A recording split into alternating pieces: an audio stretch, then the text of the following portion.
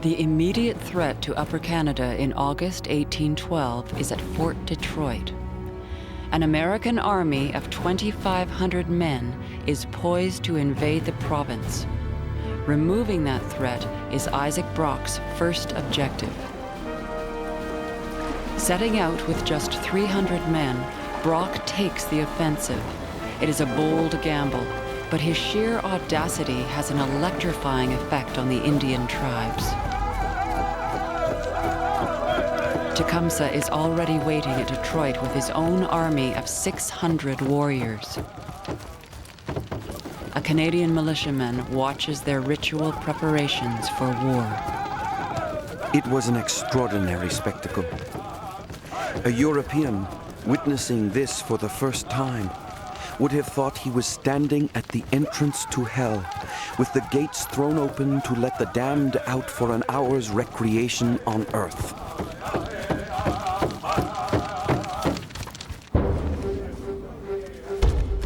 Brock has also recruited 400 Upper Canadian militia. He disguises them in the redcoats of the regular army to bluff the Americans into thinking they're all professional soldiers.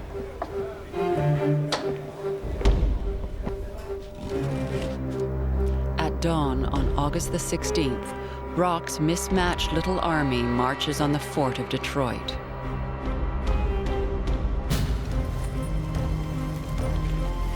They are outnumbered 2 to 1, but they have one big advantage. The Americans are terrified of the Indians. Tecumseh knows this and openly parades his warriors in full view of the fort. It's all a bluff, but Brock backs it up with a note to the American general. Sir, it is far from my inclination to join in a war of extermination. But you must be aware that the enormous body of Indians who've attached themselves to my troops will be beyond my control the moment the contest commences. In other words, expect a massacre. It is what the American general William Hull fears most. While the threat is sinking in, Brock orders his heavy guns to open fire. Lydia Bacon has just arrived in Detroit to join her husband, an American officer. Fire! Not for the last time in this war, civilians are caught between the clash of armies. Never shall I forget my sensation as the cannon began to roar with tenfold fury. I felt as if my nerves would burst and my eyes raised upward to catch a glimpse of the bombshells that were flying in all directions. For more than 2 hours, the fort is pounded by artillery fire. Brock waits, and the American commander loses his nerve.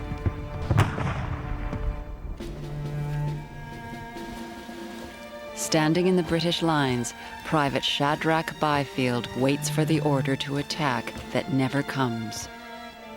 After a while, an officer came from the fort with a flag of truce. I was on the advance with General Brock at the time, and from what we could hear, the officer wanted 3-day secession, to which our general replied that if they did not yield in 3 hours, he would blow up every one of them.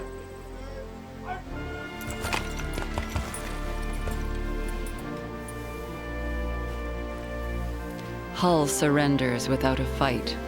An American observer writes to President Madison that the whole fiasco is the most weak, cowardly, and imbecile he's ever seen.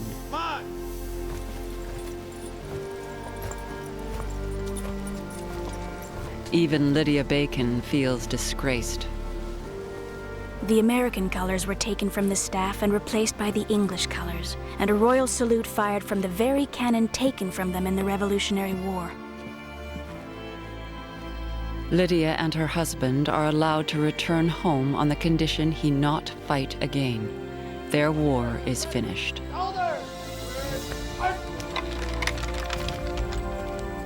Detroit is a stunning victory for Brock and Tecumseh, one without a single casualty.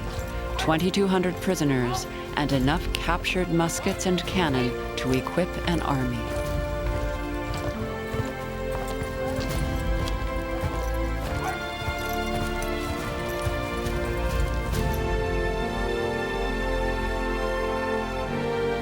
Best of all, the news has raised hopes in Upper Canada.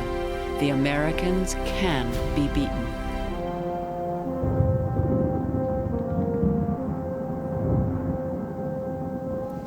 But Brock knows Detroit is a stolen victory, and there is another, far greater contest looming. You will hear of some decisive action in the course of a fortnight. Or in all probability, we shall return to a state of tranquility. I say decisive because, should I be victorious, I do not imagine the gentry on the other side will be anxious to return to the charge. And if I should be beaten, the province is inevitably gone.